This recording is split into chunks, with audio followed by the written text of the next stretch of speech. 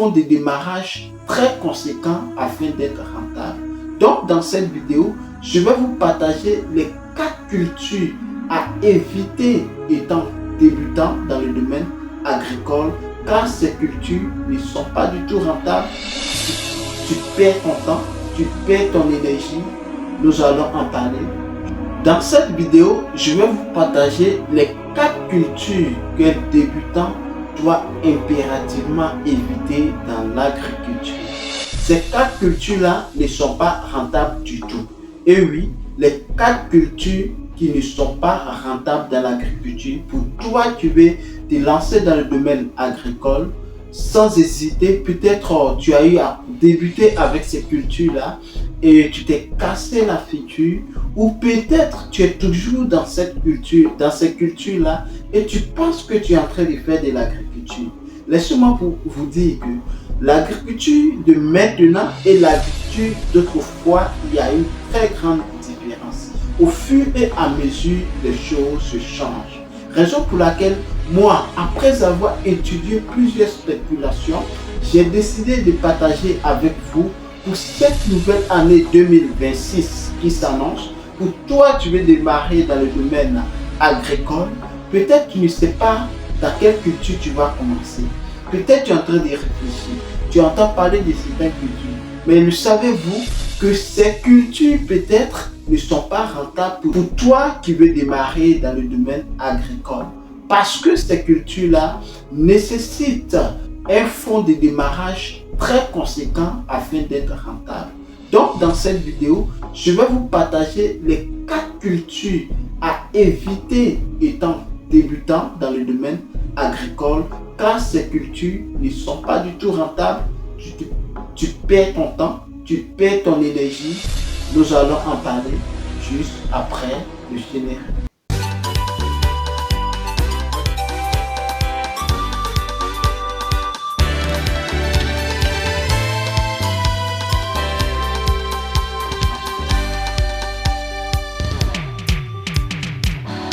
Comme quelqu'un l'a dit, l'agriculture et l'élevage se font maintenant avec les calculatrices. Raison pour laquelle je ne cesse de répéter sur cette chaîne, la rentabilité d'un projet dépend du coût de l'investissement et des bénéfices qu'engendre l'investissement. Alors, pour vous qui ne me connaissez pas, bienvenue sur Entrepreneuriat sans frontières. Je suis Kwame Ferdinand et je suis agripreneur, négociant des matières premières spécialisées dans la culture pérenne, tels que le cacao, les noix de cajou, les palmiers à huile. Je suis également négociant de céréales. Sur cette chaîne, nous parlons de business, nous parlons d'investissement, nous parlons de mindset, nous faisons du coaching personnalisé. Nous plongeons également au cœur des paysans, producteurs de matières premières, afin de montrer leur quotidien, partager leur cri de cœur et opter pour une solution rapide et efficace dans le but de contribuer au développement rural en apportant notre expertise favorable à leur réussite, tout en se servant de mise en relation entre producteurs et acheteurs sur le marché national et international. Nous mettons l'accent sur l'éducation entrepreneuriale christocentrique sans tabou. Donc, si vous êtes en quête d'informations judicieuses, capitales pour le développement de vos business, soyez donc les bienvenus car cette chaîne est faite spécialement pour vous. Tout d'abord, avant de plonger dans le vif du sujet, je vais donc vous inviter à vous abonner si vous êtes nouveau, à liker nos vidéos, à partager cette chaîne massivement autour de vous afin d'agrandir la communauté. Surtout, n'oubliez pas d'activer la petite cloche de notification afin de recevoir en permanence nos publications sur cette chaîne. Comme je disais en intro tantôt, voici les 4 cultures pour l'année 2026. Pour toi, tu veux te lancer dans le domaine agricole à éviter si tu ne veux pas perdre ton temps, si tu ne veux pas perdre ton énergie, parce que ces cultures-là vont vous freiner.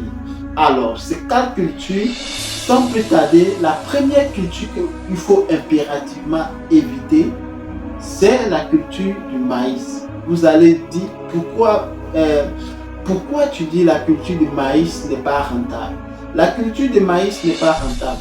Plusieurs personnes font la culture du maïs. La question que je pose est que sur quelle superficie cultives-tu le maïs? Alors, Étant négociant des céréales, j'ai eu à analyser plusieurs paramètres dans ce secteur.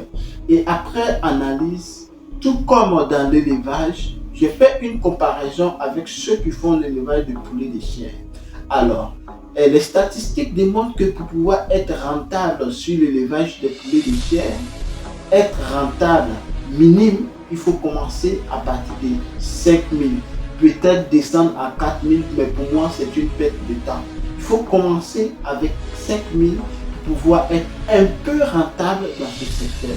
Et maintenant, il va dans le domaine des céréales. Lorsqu'on voit des grands groupes agro-industriels et que nous voulons faire une comparaison de superficie, nous voyons qu'en Afrique, nous ne faisons même pas partie des producteurs de céréales. À plus forte raison, au début dans ma formation, je comptais sur le marché africain afin de pouvoir me positionner dans ce secteur. Mais après plusieurs analyses, je constate que ce n'est rien du tout parce que vous allez croiser des personnes qui vont faire une demande de 80 000 tonnes. Alors qu'on connaît bien le Burkina qui produit tant, ils sont autour des 24 000 à 30 000 en termes de céréales. Et donc, ce maïs-là, personne ne peut rentrer, ne serait-ce qu'un petit producteur aux États-Unis. Et lorsqu'on voit du côté du Brésil, les superficies d'exploitation de ces agriculteurs-là sont constituées en milliers d'hectares. Raison pour laquelle, pour toi, ne serait-ce que tu veux être rentable dans le domaine des céréales, que je vais parler du maïs, il faut compter au minimum à partir de 100 hectares en Afrique. Mais combien sont ceux qui peuvent avoir 100 hectares de terre pour pouvoir débuter de pareils projets? Vu qu'il y a un problème d'argent, vu que les financements de départ sont très minimes, vu que voilà, l'expérience ou l'expertise n'est pas au point. Et d'ailleurs, les semences, parlons de semences. Lorsqu'on veut rentrer dans la production, dans la rentabilité, il y a les semences qui jouent. Et nos productions ici en Afrique sont la plupart des semences des races locales qu'on va essayer de cultiver.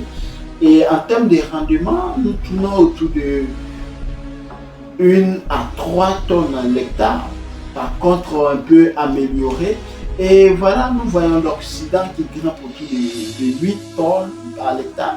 Raison pour laquelle eux, ils jouent sur la superficie afin d'être rentable. Tu ne vas pas me dire que tu vas débuter ton projet de 2 hectares et que tu veux faire le maïs. Pour moi, c'est une perte de temps. Il faudrait que tu puisses te concentrer sur d'autres activités. Et qui d'ailleurs, pour cette année 2026, je vais prendre le temps de pouvoir énumérer exactement dans le domaine agricole quelle culture avec un investissement minime peut te rendre riche et qui sera d'ailleurs rentable. Alors pour que vous soyez rentable, ces cultures qui sont à éviter en premier, je vous cite le maïs. Quand on voit le maïs en termes de coût de production, nous allons tourner autour de combien? 700 000 à 800 000 sur un hectare. Et comme bénéfice, après 3 mois, évidemment, d'autres 100 jours, comme on peut citer, donc vous allez avoir des bénéfices tournant autour de 300 000 francs CFA. Donc, tu vas investir 800 000 et attendre 3 mois afin d'avoir peut-être 300 000 francs de bénéfices, voire 100 000 francs par mois. Mon frère, retourne au salariat ou ne commence pas sur cette superficie-là parce que 2 hectares, 5 hectares, 10 hectares, tu es en train de perdre ton temps. Cette vidéo n'est pas impérative. Par contre, si tu vois que voilà, ça t'arrange, c'est ton cas.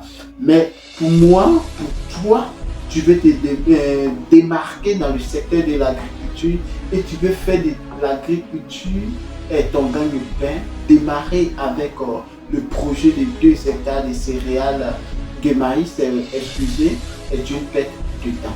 Comme deuxième culture à éviter pour moi qui n'est pas rentable pour un débutant dans le domaine agricole, il s'agit bien de la culture du sorgho.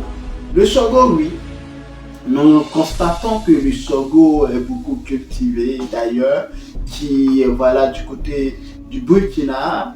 Et voilà, je constate que plusieurs personnes cultivent cela. J'ai des amis burkinabés avec qui je discute euh, quasiment presque tous les temps. Et donc, en discutant, les remarques que j'ai faites du côté du Burkina est que ceux qui se disent les grands producteurs tournent autour de 10 hectares. Et ceux qui sont à partir de 100 ou 200 ont un avancement avec des particuliers ou des grands groupes ou des personnes qui peuvent financer leur projet.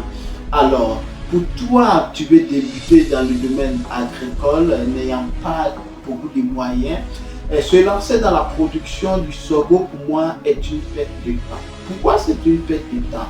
Nous allons ici encore se focaliser sur les semences. Le sorgho en termes de rendement tourne autour de 1 tonne, 200, voilà, l'hectare. Pour ce qui est de semences améliorées, nous pouvons tourner maximum comme le maïs autour de 3 tonnes l'hectare. Alors que pour pouvoir voilà, commencer à récolter, nous allons compter à partir de 4 à 5 mois afin de pouvoir récolter. Et quand bien même, lorsque nous allons voir la comparaison avec le prix au kilogramme du sorgho, pour moi, attendre jusqu'à 4 ou 5 mois pour pouvoir récolter ne serait-ce que 3 tonnes avec le prix de combien que tu vas vendre, pour moi, c'est une perte de temps. Je ne dis pas dans cette vidéo que vous ne devez éviter ces cultures. Je dis que pour toi, tu es débutant et que tu veux faire de l'agriculture ton gagne-pain et que tu veux avoir plus de rendement, ces cultures-là ne sont pas faites pour toi parce que c'est une perte de temps. Comme troisième culture, nous allons essayer de mixer un peu ces cultures. Nous allons citer le coton. Le coton, c'est une culture qui est rentable.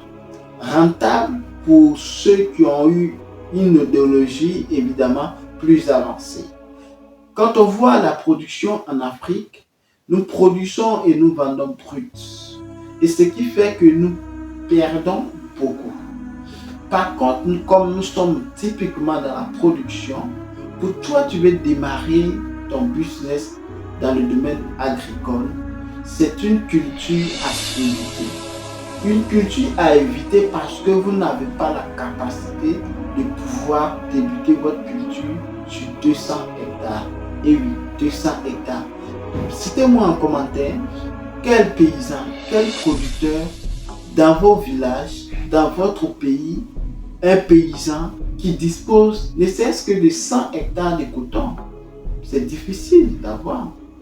Et je vais comparer même avec le cacao.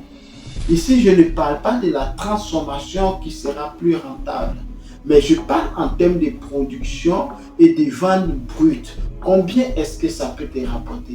Je ferai d'ailleurs une vidéo sur les productions brutes qui peuvent vous rapporter gros.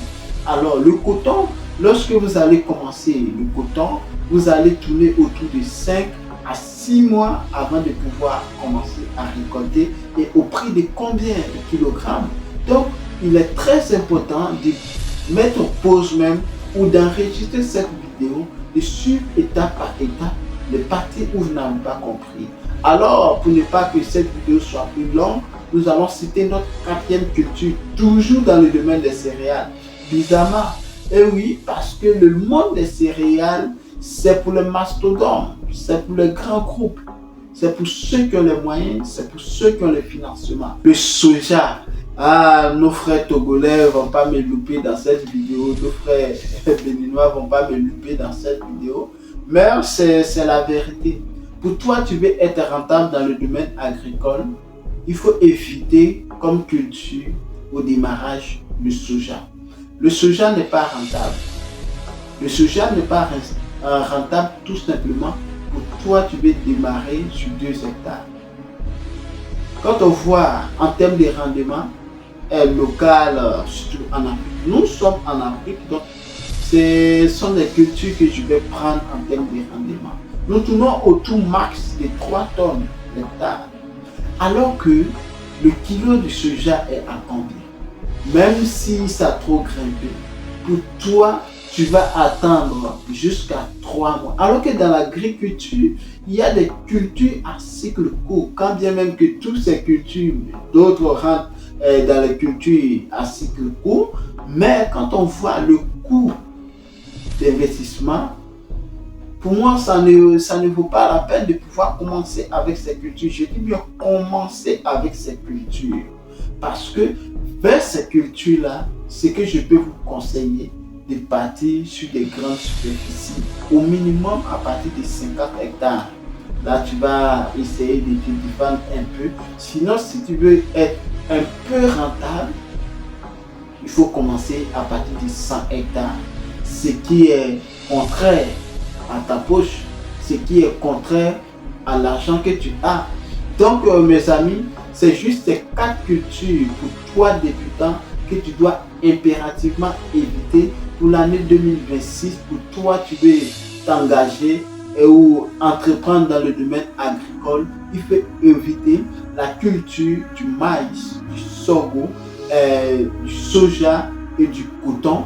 Et il y en a plusieurs cultures comme ça dans le domaine des céréales que je peux citer encore, qui peut-être vous pouvez cultiver juste parce que tu es dans l'élevage, tu veux amortir tes frais, voilà, tu veux amortir les charges et tu peux cultiver cela pour pouvoir nourrir tes animaux. Sinon, pour dire que tu vas faire de ça une culture de base pour pouvoir cultiver sur 2, 3, 5 hectares, pour moi, c'est une perte de temps. Alors, j'espère que cette vidéo vous a plu. Vraiment, si ça ne vous a pas plu, dites-moi en commentaire que pensez-vous. Voilà, on se donne rendez-vous et surtout, n'oublie pas de t'abonner si ce n'est pas encore fait, à liker nos vidéos, à partager cette chaîne massivement autour de vous afin d'agrandir la communauté. On se donne rendez-vous pour une prochaine publication. Sur ce, prenez soin de vous. À très bientôt. Mettez-nous. Ciao.